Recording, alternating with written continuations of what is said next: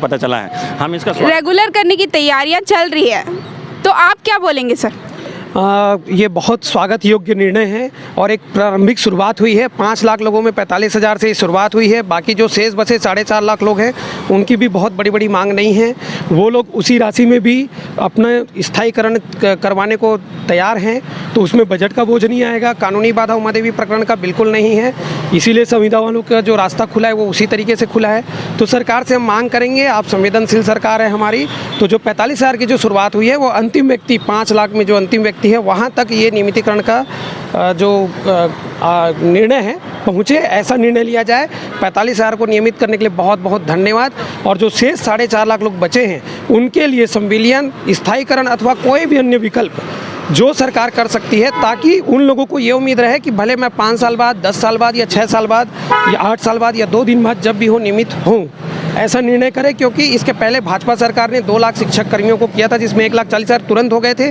शेष बच्चों को इसी गवर्नमेंट ने संवेदनशीलता दिखाते हुए नियम को शिथिल करके 2 वर्ष में उनको नियमित कर दिया।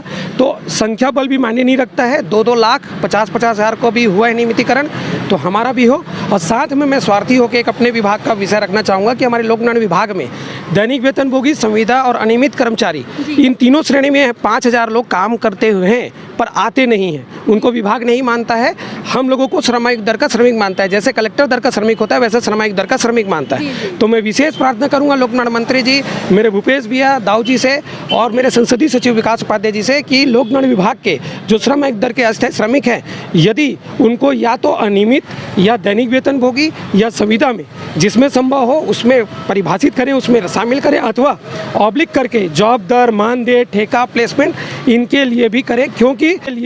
क्योंकि विभाग जानकारियां भेज ही नहीं रहा है, केवल उसमें संविदा की जानकारी गई है, जो कहीं ना कहीं 4.5 लाख लोगों को सरकार से दूर कर रहा है। और इसमें पूरा दोष जो है उन अधिकारियों का है जो ऐसे आदेश निकालते हैं। उनको सरकार को सकारात्मक सुझाव देना चाहिए, क्या उचित है क्या अनुचित है ये जानकारी देनी चाहिए। विभाग को स्वयं लिख करके सामान्य प्रशासन को अवगत कराना चाहिए कि उनके यहाँ जो कर्मचारी काम कर रहे हैं वो किस कैटेगरी में आते हैं और वो उनकी संख्या कितनी है।